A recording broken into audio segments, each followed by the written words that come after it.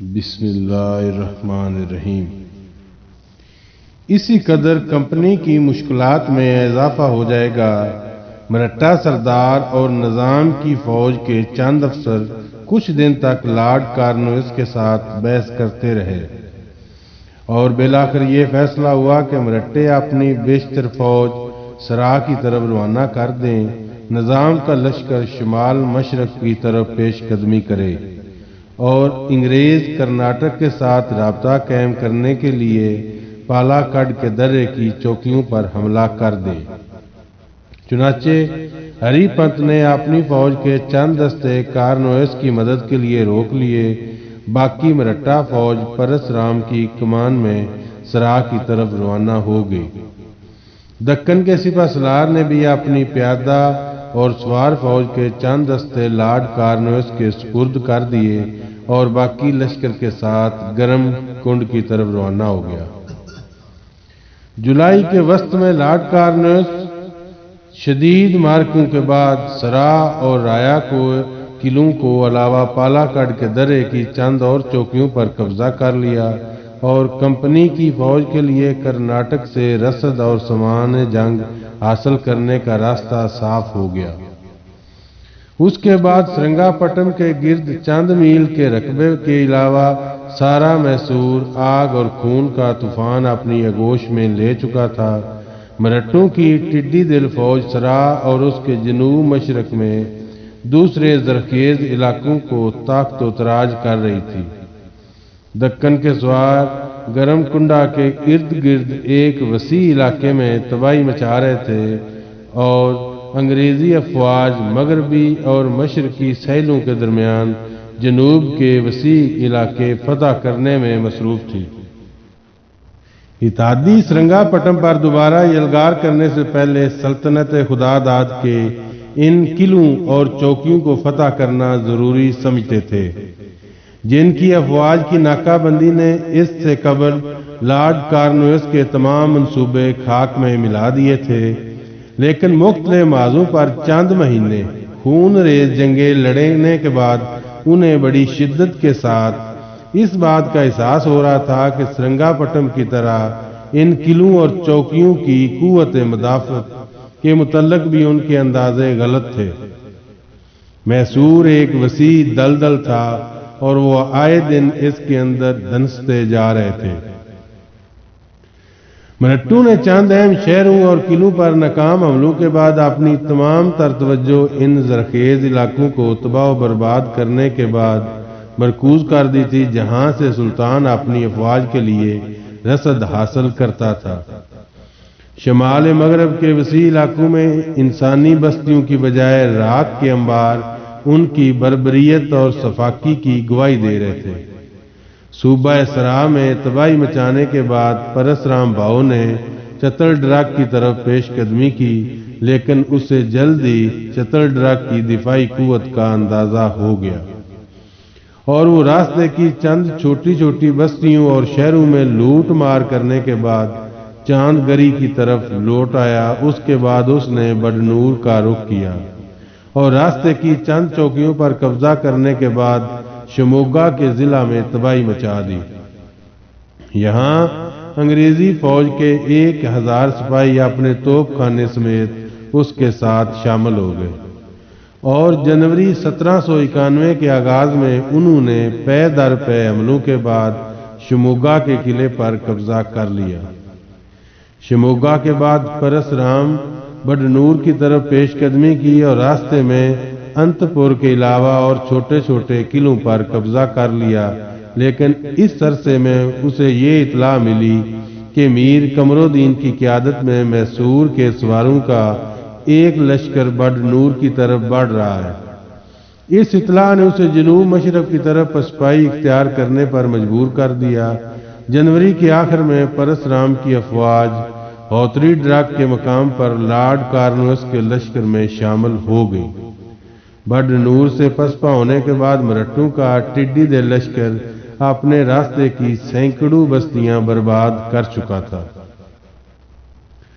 سرنگا پٹم سے lord Cornwallis کی پسپائی کو 10 مہینے گزر چکے تھے اور ان 10 مہینوں میں کم از کم 7 مہینے ایسے تھے جب سلطنت خدا داد کی تاریخ کا کوئی دن خون ریز مارکوں اور سلطان ٹیپو کے اول العزم سپاہیوں کے تذکروں سے خالی نہ تھا۔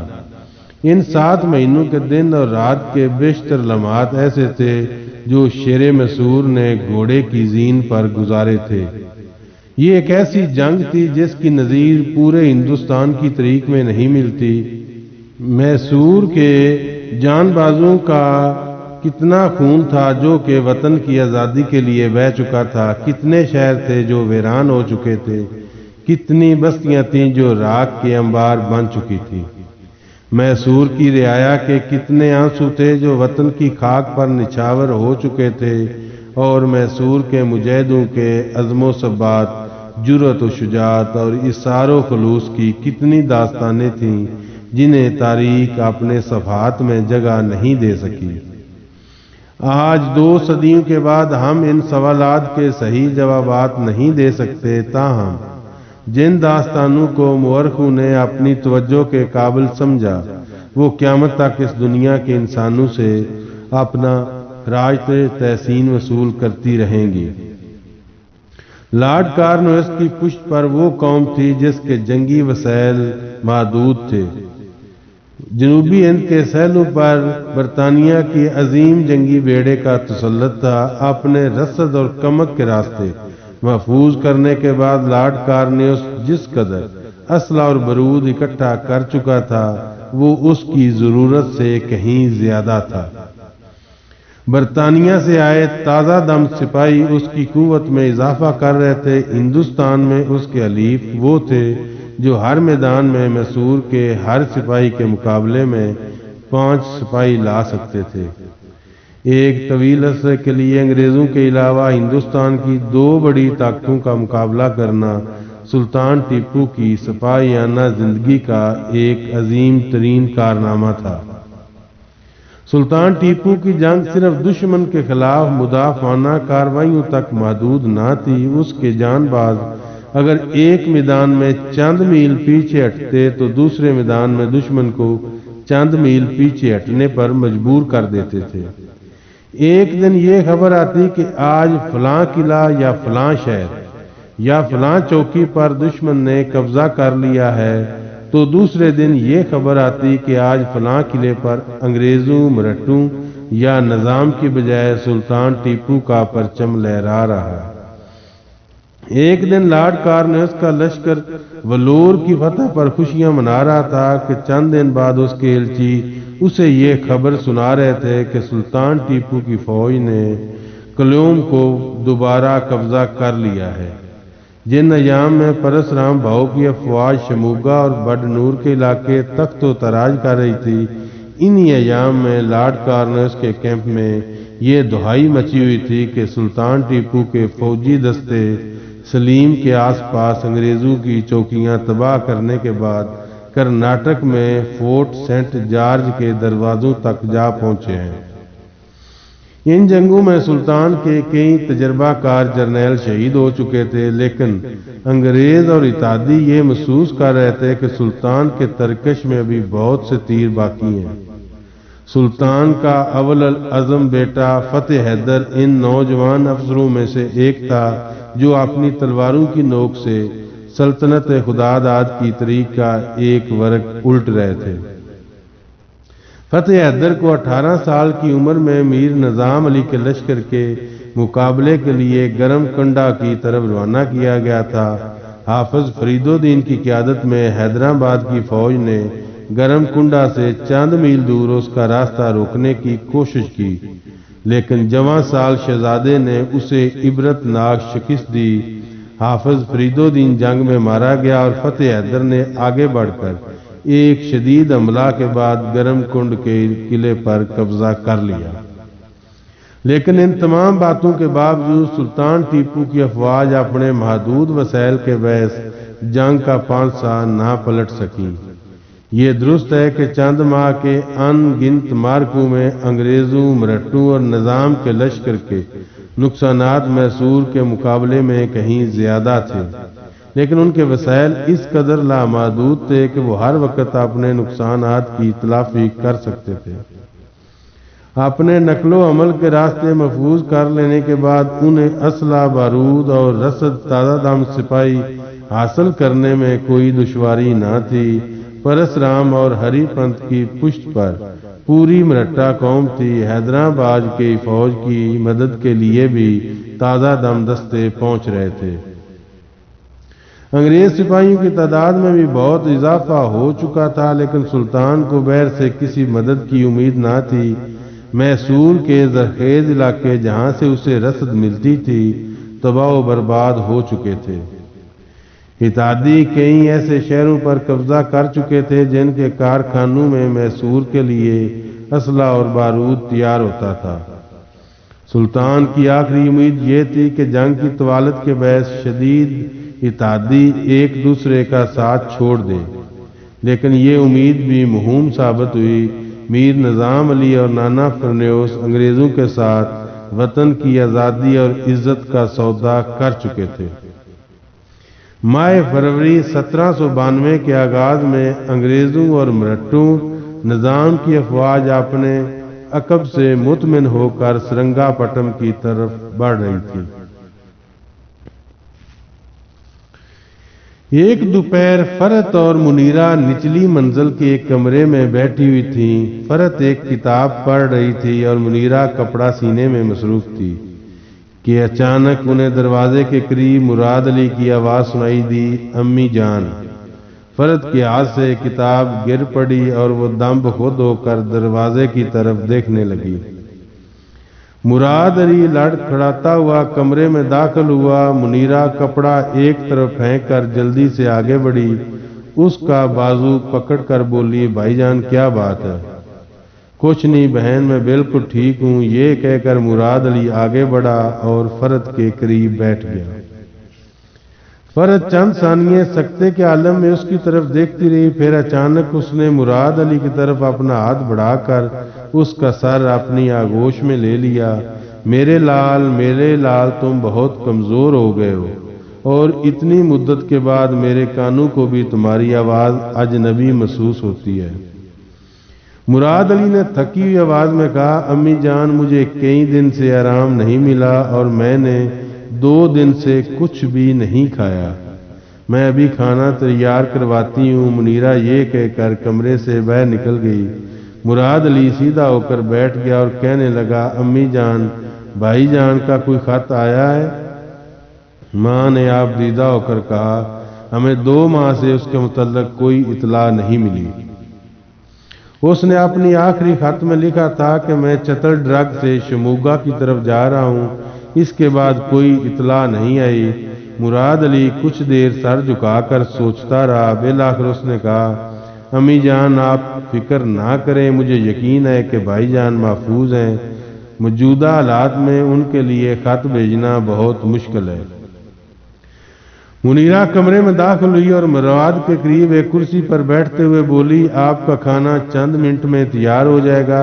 امی جان آپ کے متعلق بہت پریشان تھی، آپ اتنا عرصہ کہاں تھے؟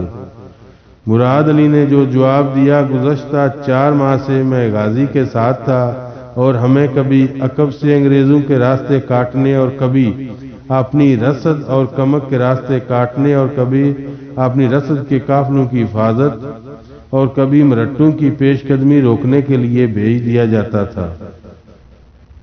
گرم کنڈا کی جنگ میں میں شہزادہ فتح حیدر کے ساتھ تھا، اس کے بعد مجھے کوئمبٹور کے محاذ پر بھیج دیا گیا تھا۔ کوئمبٹور فتح کرنے کے بعد ہمارے دستے کرناٹک کے وسط تک پہنچ چکے تھے۔ اگر ہم چند دن تک شمال مشرق کی جانب سے مرہٹوں کی لاتعداد فوج کی پیش قدمی روک سکتے تو آج لارڈ کارنویس کو سرنگا پٹم پر حملہ کرنے کی بجائے مشرقی ساحل کو بندرگاہیں بچانے کی فکر ہوتی۔ اور اب کیا ہوگا؟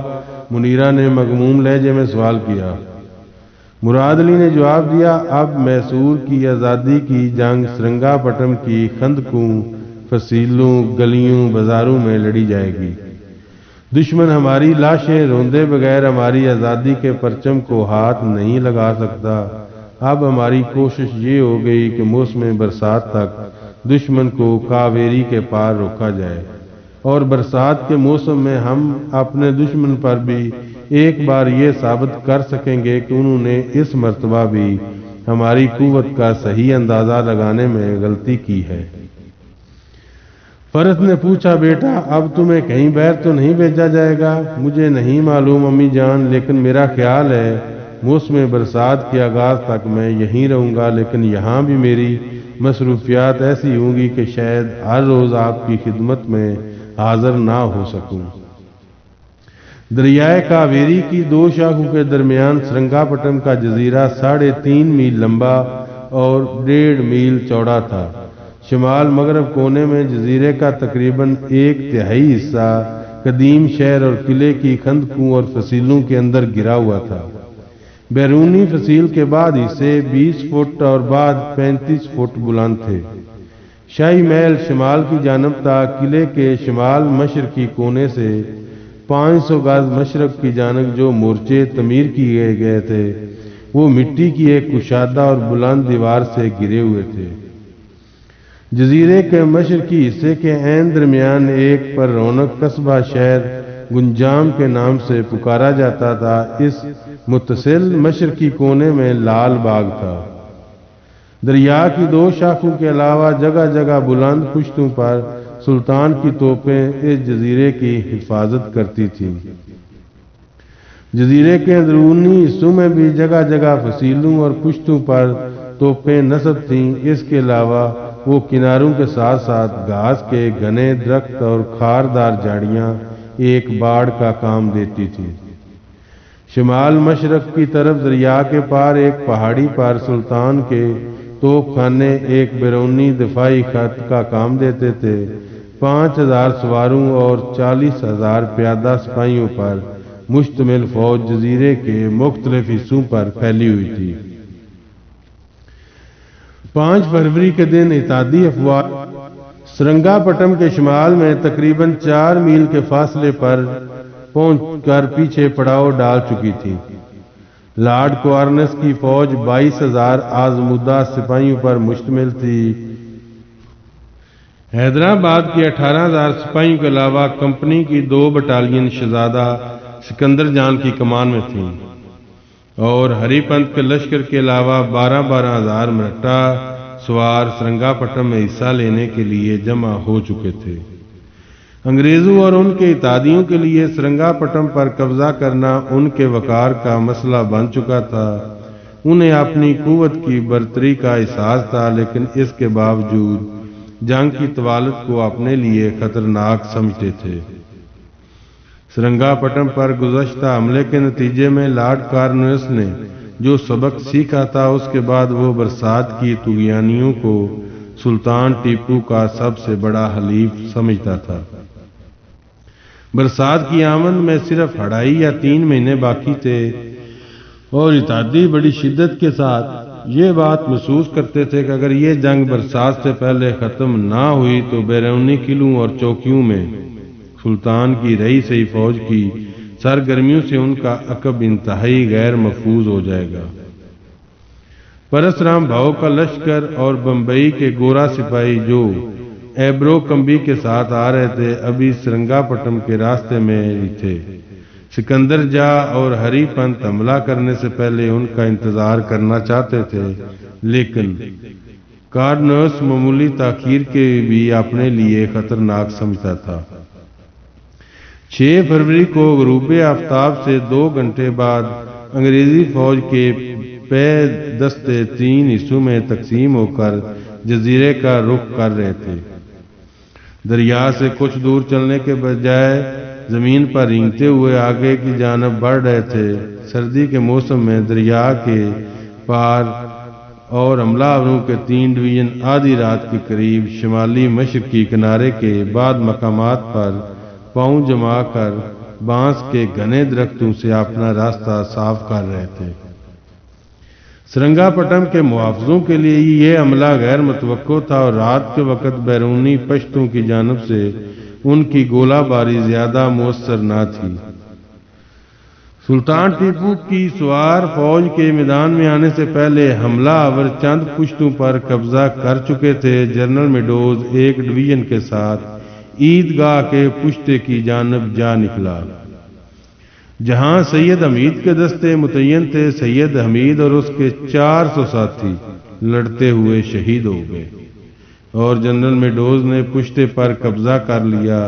اس عرصے میں انگریزی فوج کا دوسرا ڈویژن دولت باغ کے قریب شدید گولہ باری کا سامنا کرنے کے بعد پسپائی اختیار کر رہا تھا۔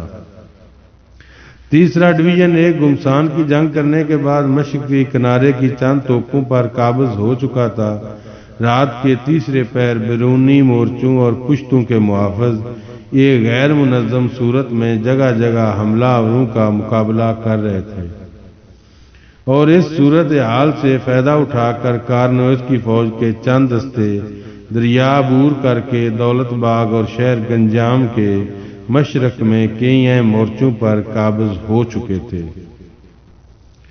طلوع سحر کے قریب سلطنت کے پیادہ اور سوار نے ایک خون ریز لڑائی کے بعد چند مورچوں پر دوبارہ قبضہ کر لیا، لیکن سرنگا پٹم کی دفاعی لائن دوبارہ ٹوٹ چکی تھی اور طلوع آفتاب سے کچھ دیر بعد حیدرآبادی اور مرہٹا فوج بھی جزیرے کے بعد حصوں پر پاؤں جما چکی تھی۔ گزشتہ لڑائی کی شدید نقصانات کے باوجود یہ کامیابی اتحادیوں کی تو توقع سے زیادہ تھی، لیکن دوپہر کے وقت انہیں ایک بار پھر سلطان ٹیپو کا پلہ بھاری نظر آتا تھا دکھائی دیا۔ میسور کے جان باز پے در پہ حملوں سے انہیں دریا کی طرف دھکیل رہے تھے۔ لارڈ کارنویس کو اس بات کا یقین تھا کہ اتحادی افواج جزیرے پر پاؤں جمانے کے بعد چند گھنٹے کے اندر اندر قلعے کے دروازے توڑ رہی ہوگی، لیکن اس کی توقع غلط ثابت ہوئی۔ اتحادی افواج پورے 18 دنوں کی پہم و جدوجہد کے باوجود ان مورچوں سے آگے نہ بڑھ سکی، جن پر انہوں نے جنگ کے ابتدائی چند گھنٹوں میں قبضہ کر لیا تھا۔ قلعے کے ارد گرد کے مورچوں اور پشتوں پر سلطان ٹیپو کے جام باز ابھی تک ڈٹے ہوئے تھے، اور قلعے کی فصیلیں اور خندقیں لارڈ کارنویس کو ایک اور طویل صبر آزما جنگ کا پیغام دے رہی تھیں۔ ایک رات مراد علی نے اپنے مکان کی ڈیوڑی پر دستک دی۔ کریم خان نے دروازہ کھولا اور کہا، خدا کا شکر ہے کہ آپ آ گئے۔ دلاور خان کی حالت بہت خراب ہے، کیا ہوا اسے؟ مراد علی پریشان ہو کر پوچھا۔ جی اسے بخار ہے، طبیب ابھی دیکھ کر گیا ہے، اور بی بی جی اس کے پاس بیٹھی ہوئی ہیں۔ مراد علی تیزی سے قدم اٹھاتا ہوا ڈیوڑی سے دور نوکروں کی رہائش گاہ کے کمرے میں داخل ہوا۔ دلاور خان آنکھیں بند کیے ہوئے بیٹھا تھا اور فرت اور منیرہ اس کے پاس ایک چھوٹی سی کھاٹ پر بیٹھی ہوئی تھی۔ منور ایک طرف دیوار کے ساتھ ٹیک لگائے کھڑا تھا۔ مراد علی السلام علیکم کہہ کر آگے بڑھا اور اس نے دلاور کی پیشانی پر ہاتھ رکھ دیا۔ دلاور خان نے آنکھیں کھولی اور چند ثانیے ٹک ٹکی باندھ کر مراد علی کی طرف دیکھتا رہا۔ بالآخر اس نے نحیف آواز میں کہا، میں بڑی بےتابی سے آپ کا انتظار کر رہا تھا۔ بی بی جی کہتی ہیں لڑائی بند ہو گئی ہے۔ ہاں چچا، لڑائی بند ہو گئی ہے، لیکن دشمن نے صلح کے لیے جو شرائط پیش کی ہیں وہ شاید سلطان معظم کے لیے قابل قبول نہ ہوں۔